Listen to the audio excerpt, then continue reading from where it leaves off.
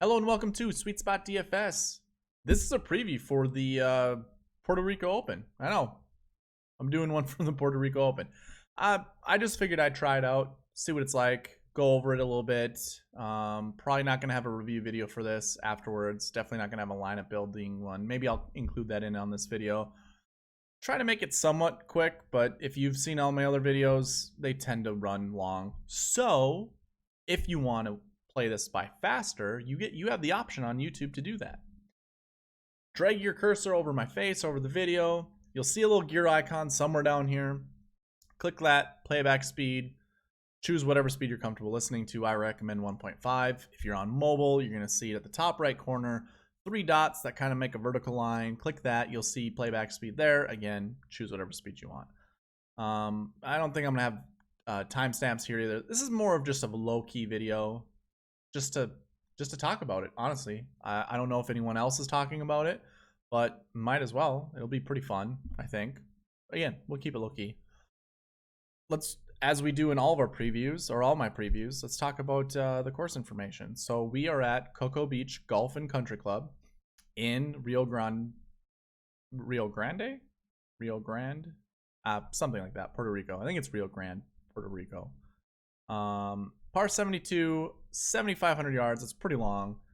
We are not at altitude like we are over at the WGC Mexico, so that's a really long golf course. And from what I remember, this course actually has a lot of wind. I think it plays windy most times, more often than not. So that is something to consider. If you have wind stats, if you can find those like shots gained while it's windy, definitely do that. If you got any kind of optimizer or whatever where you can find those types of win stats, I would strongly suggest looking at that for the players in the field. We are on Paspalum grass. I think it's technically C Paspalum. I believe we see that at the RSM Classic or the Mayakoba Classic. It's one of the two. I can't remember. But we definitely don't have enough courses to actually have that type of grass history. So we're not going to be talking about grass stats like we typically do. We'll talk about swing stats in this video. The designer is Tom Kite. I didn't look too far into it when he created it. I don't know if he created it or if he redesigned it. It just said it was designed by Tom Kite, and I didn't really go that far into it. Again, kind of keeping this low key. So this should be accurate. I do believe we have some other Tom Kite golf courses on the PGA Tour. So if you guys can also sort by that or filter by that in your optimizers or whatever fantasy stat website you use, I would definitely check into that as well. I don't know much about Tom Kite with his course design, so I don't think it's that important.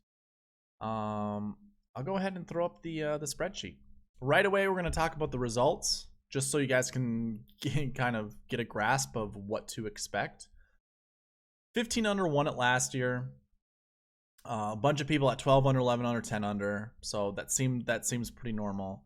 But then 2018 was a co-ed event. I think that was to promote some kind of charity for the hurricane that came through Puerto Rico at that time.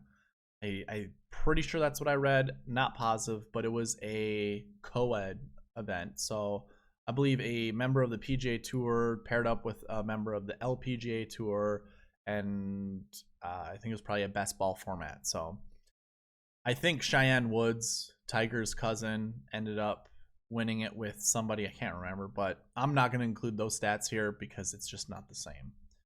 2017, we had DA Points at 20 under win it. So I'm guessing the wind was probably a non-factor here because, as you can see, we only have 9 golfers that are 10 under or better. Here we have 43 golfers that were 10 under or better. But then we go to 2016, and we're right back up there. 7 golfers, 10 under or better. And then 2015, nobody reached 10 under. And then Chesson Hadley, 21 under. It really just depends on the wind. Unfortunately, I did not look at the wind. I am not going to focus that heavily on the wind. I'm just going to be looking at players. That's about it. We can go ahead and look at the course history. Yes, I did a full spreadsheet of this tournament. I already had most of the information down, so it wasn't too difficult to continue on with it. And if you've noticed, I don't have any stats running down here. That takes too much time. And again, we're keeping this low key. So we'll talk about course history here. You can see a lot of these guys only have one event that are up here at the top, maybe two. So Emiliano Grillo, you know, pretty decent finishing in 2015. Hasn't played here since then. We can go ahead and take out 0 and 1s, I guess, just to get a better idea of who's really good here.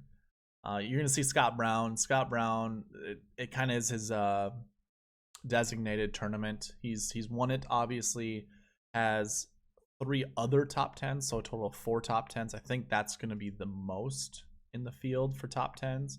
Yeah, not even close. So it's Scott Brown, followed by Sam Saunders, Peter Uihlein, JJ Henry, and Andres Romero. Those are the only guys that have more than 1 top 10. So Scott Brown, definitely a quote-unquote course horse. And then the rest of the guys you can take a look at and get a feel for it. I'm not going to continue talking about these guys. I'll save it for like the DraftKings page.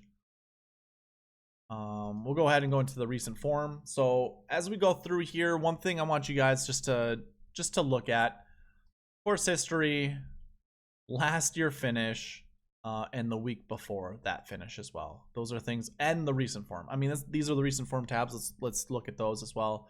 But the one thing you're going to notice is how many light red, and I mean, it's just poor recent form. So these are golfers who did not qualify for the WGC event. And then some of your lower end that just were able to make it in. I can't remember off the top of my head how many memberships are given to PGA Tour pros.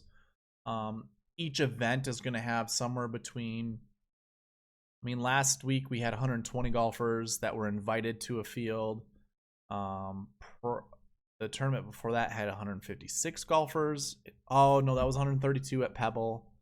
I think the Farmers Insurance Open had 156. I think the Waste Management Open had 132. So it varies, but I bet you there's probably 200 PGA Tour members. So if they didn't get invited to the WGC event, you can also bet that some of your better golfers aren't going to be golfing at this tournament unless they're looking for a vacation.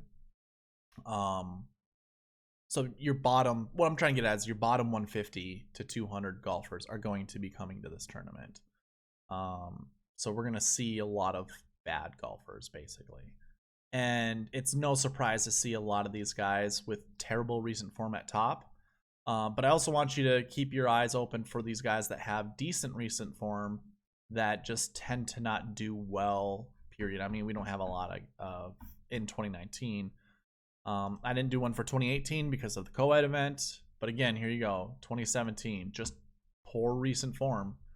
We do have course history, so that's another thing to look at. 2019 didn't really have a lot of golfers with course history at the top.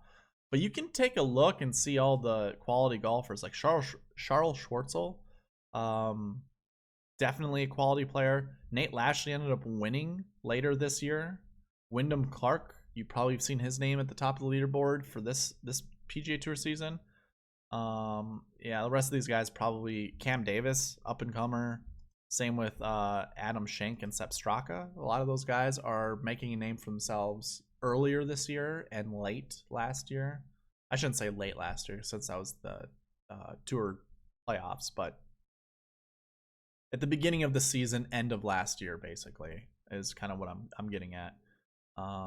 So definitely keep in mind any of the, kind of the up and coming golfers that you think are going to do well. And there are names. So when we get to the 2020 DK page, we'll see that.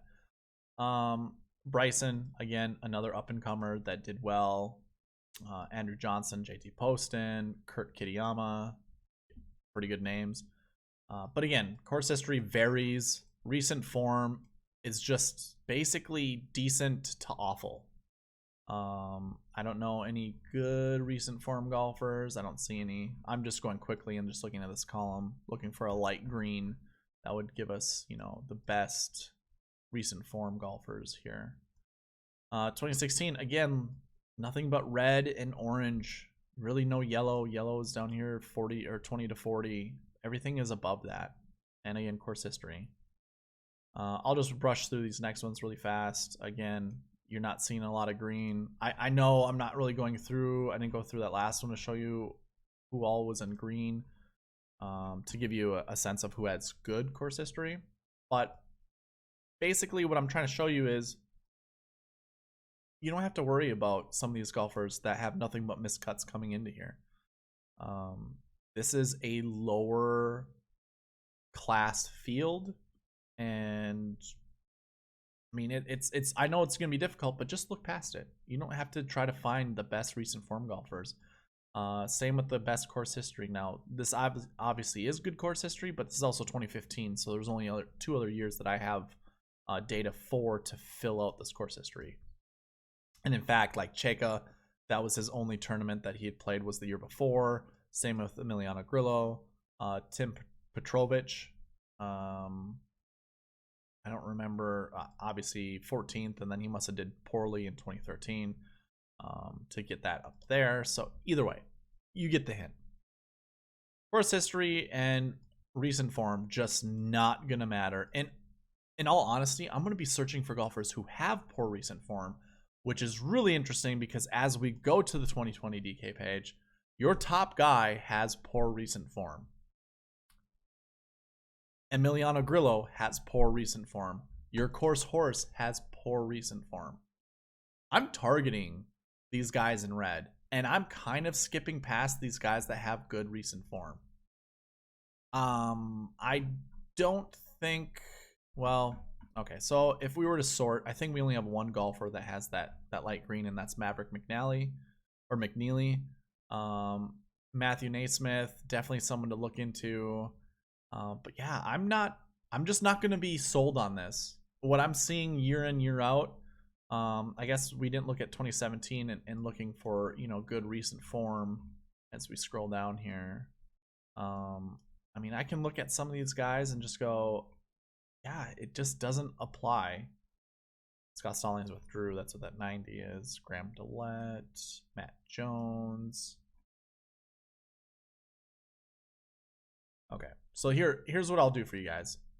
Let's go ahead and just sort by recent form, just so we can see.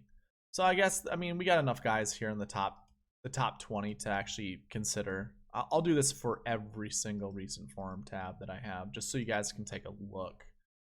So I guess maybe I'm way off on this. I did a quick scan before actually doing this. I should have done this before. So yeah, we do have a handful of your best recent form golfers. Okay.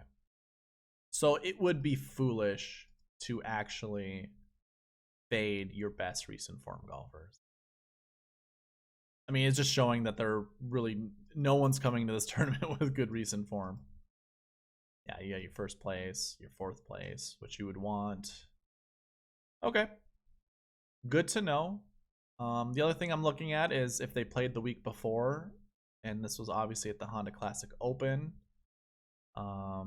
Take that into consideration because it's not the Genesis. So again, played the week before.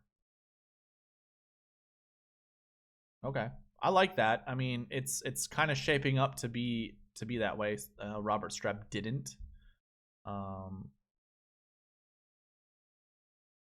But okay, yeah. Let's keep going and just checking this out. That's a pretty steep decline from 18 down to 41. Played the week before. Played the week before. Played the week before. 2016. Played the week before. Did not. Played the week before. Played the week before. Played the week before. Played the week before.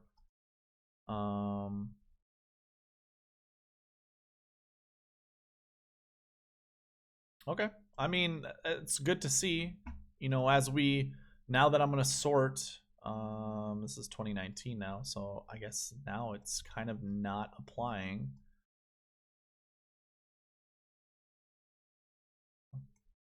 Not applying nearly as much as it did in 2017, and 2017, the Honda Classic Open actually was right before this. Is that true? I almost feel that's not correct. I do have the WGC Mexico 2017. Oh, okay. So sure. 2016 is when they changed from is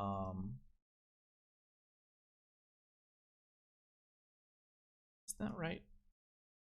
Mexico 2017 is when they moved to Mexico, and yet 2016 they still had the Honda Classic. Still before, okay, or in 2017 they still had the Honda Classic. All right, so 2018 is when it would have changed from.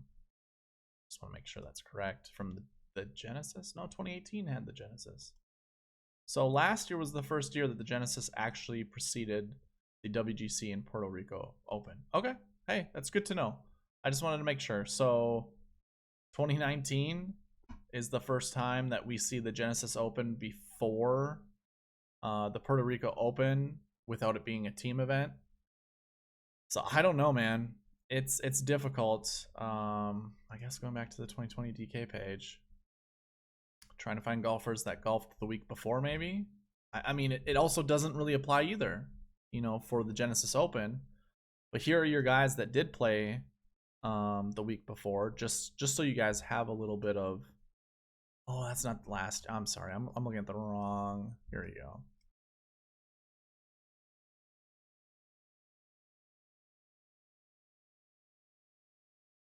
I'm not gonna go through all of them. Just looking at the top guys here. What you would see on the first page, basically.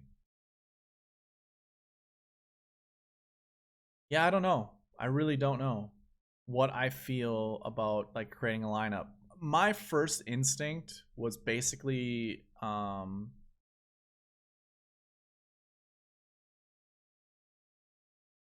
about this?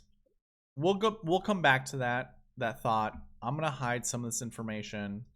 I'm going to hide from here to here. Sure. Let's go ahead and just talk about stats so you can get some kind of understanding. I'm just going to go ahead and hide this because you see the blanks.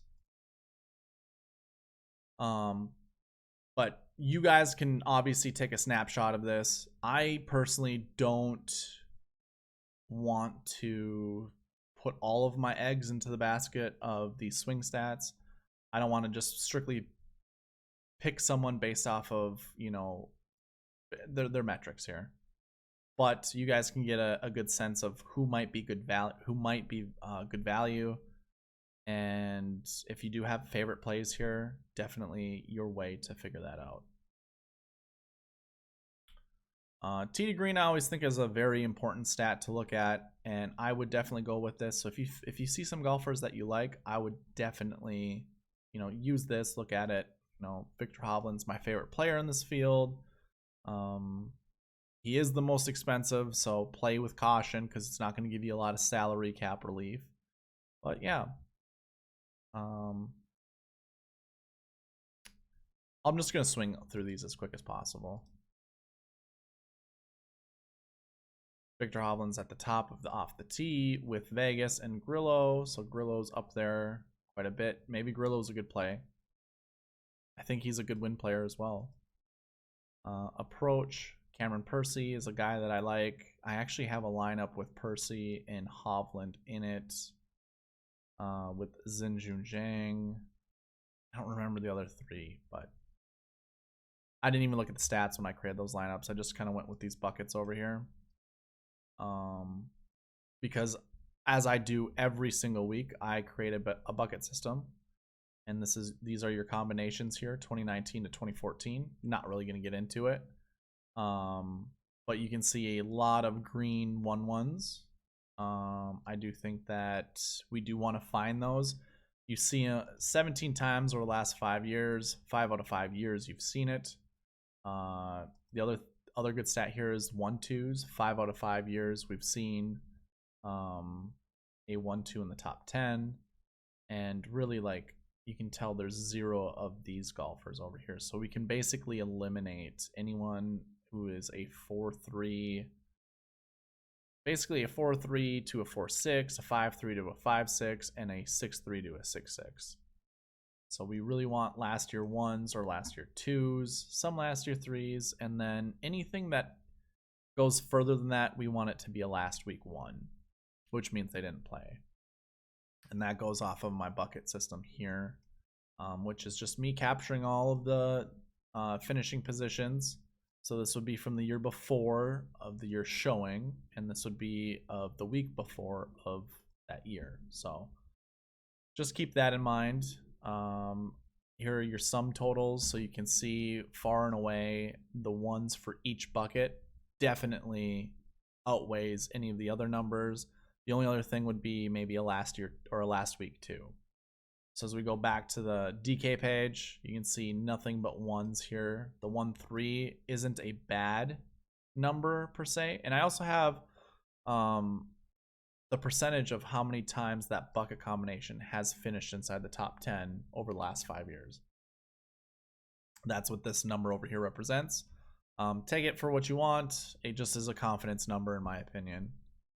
I don't think putting is going to matter. I don't really think green and reg is going to matter either. But you can see what these stats are. I mean, Victor Hovland's up there. Chesson Hadley's up there. Those are good players. I like those guys. I just don't think it's going to matter at this golf course. If there is no wind, the course is going to be susceptible to low scores. So maybe then that's when we look at birdie or better. And Maverick McNeely is, one of your better golfers. Again, you see Chesson Hadley up there. And then Xinjun Zhang, who's one of my favorite players. I might actually consider Seamus Power now that I see him. I did also have Bazzelli in one of my lineups, but I kind of pivoted off him because I wasn't very confident in playing him. I do like Tyler McCumber with his tee to green. And then Victor Hovland, not the greatest birdie maker this year so far, especially in this field, but I think worthy enough to play. So I think if I'm creating a lineup, what I want to look at is basically probably start with recent form, since it's kind of an easier one to determine as we look throughout the last couple years. I might stick with the pairing them up with a finish here, but I don't really like.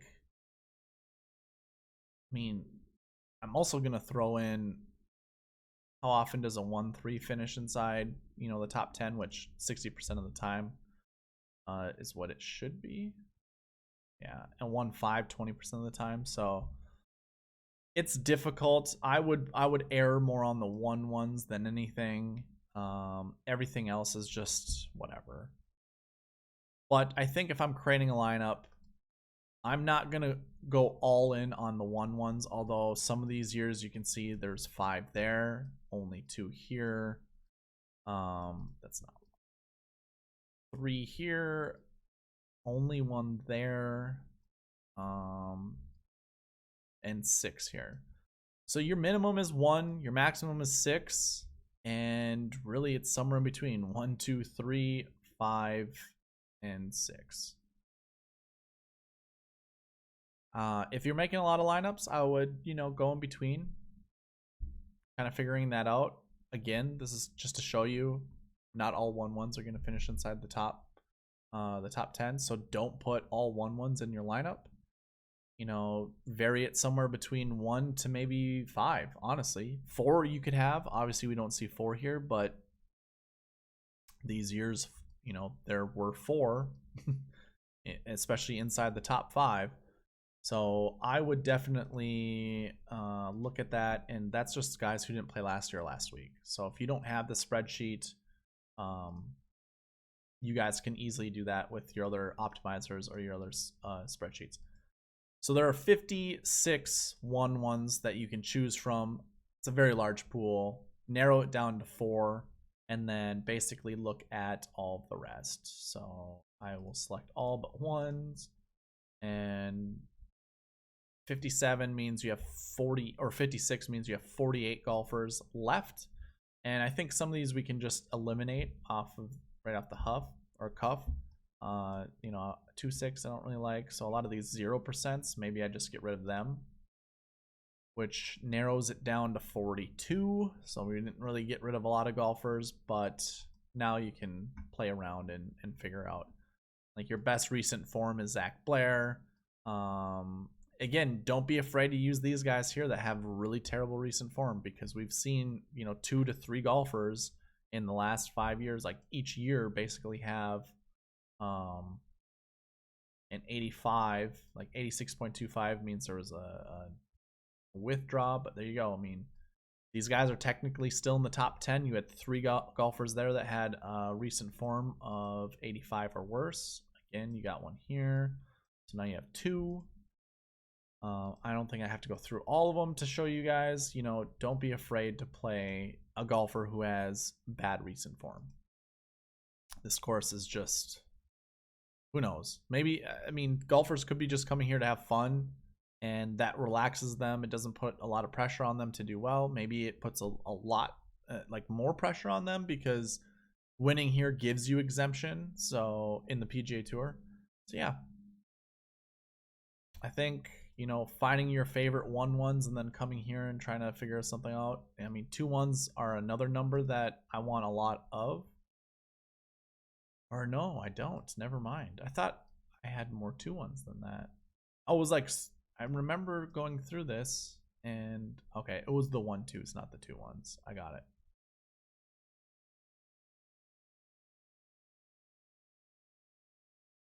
So 3 total, and then okay. So yeah, 1-2s and 1-1s are definitely what I'll be looking at.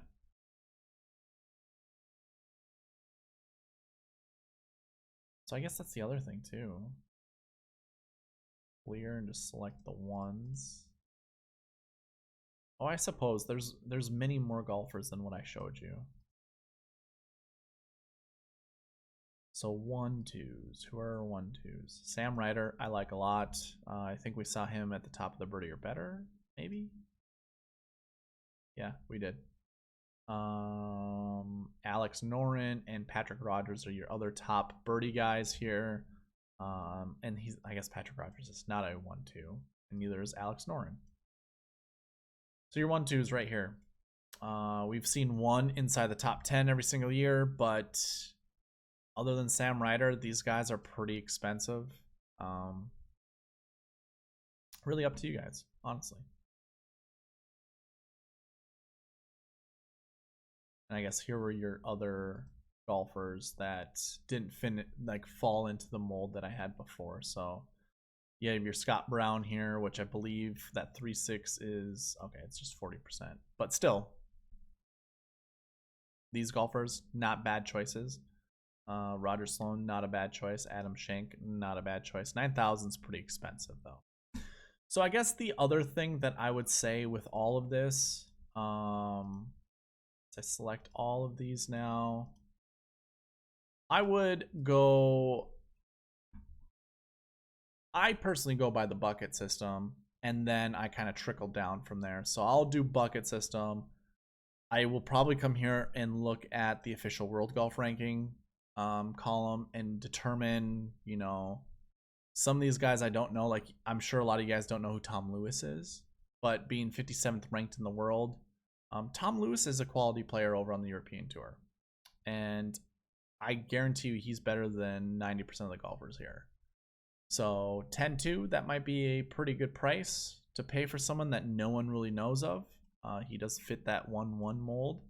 And it's not uncommon to see European golfers here.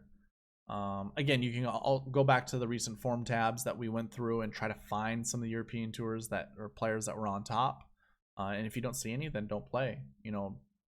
Take your confidence away from playing them. Grillo, definitely a guy I'm thinking about playing. I kind of almost like it a little bit more than Hovland, but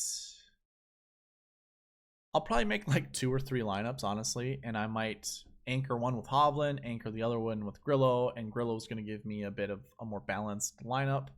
And then I do want Scott Brown in one of those lineups. So maybe he would be in the third one, or he would pair up with Hovland or Grillo. But those are my 3 golfers that I'm going to anchor my lineups with. And then of course Zhenjun Zhang is one of my favorite golfers down here. 86 is a really good price for him, and I don't even think we have anyone that's mispriced per se. A lot of these golfers I don't know, so I don't know how they got their points per game. Like, I don't know where the heck Ted Purdy was to get 78.5 points for his. He probably has one event under his belt. Richie Wierenski, that doesn't look so bad. He's played here before. 0.9 is, this is just showing you like value is points based off of their salary. Maybe we can find some good players here. There's Bazzelli. He was on my mind. Kaplan is another good golfer, like a younger golfer that's been doing well. Same with McCumber. These are your top guys of value. Other than those golfers, as I scan through this, I don't really like any of them. So, other than maybe Gomez. But yeah, I will definitely look at the bucket system first, and then follow that up with probably recent form, and then pairing that up with playing the week before, depending on the recent form, looking at owner or official world golf ranking, maybe points per game, value, and then birdie or better and tee to green. Those are I know that's a lot, but it's so brief, and I'm only making 3 lineups, so that's really all. That's all I care about. This is more of an experimental thing, and I wanted to see. I was thinking about kind of going down a different road of how to present this data, but just stuck with what I was comfortable with. And hopefully you guys got a little something out of it. It gives you another video to watch for DFS golf, which I personally enjoy. I like listening to as much DFS golf as I can that's decent. And hopefully I provided you some decent things to look at. I'm not going to give you a player profile or a player breakdown of these guys. You probably know who they are, but I'm not going to tell you who they are based off of this golf course. I really don't know player strengths for this course. I really don't know this course that well, so I'm not going to give you like an overall breakdown like I would on my other PGA Tour events or shows. I don't think it's worthy of doing so. And you saw the recent form tabs. It's like the results are mixed all over the place. This is kind of a crapshoot. I don't know if you're going to find much of an advantage. The things that I've even told you, I'm not positive that you can fully trust that. I would say, again, I do like the bucket system over here. I do think it matters, and I do think looking at the recent form, just past results, how have some of these golfers fared in the past at the Puerto Rico Open? And I gave you those trends, so I'm gonna leave it at that. Hopefully you guys enjoyed this, and let me know. Leave me something in the comments. I just wanted to just throw this out there, just to have it out there. But yeah, I'm gonna have a lineup construction video tomorrow for the WGC Mexico, and then probably a review video on Sunday, most likely. If not, it'll be out on Monday. But I will see you then. Thanks.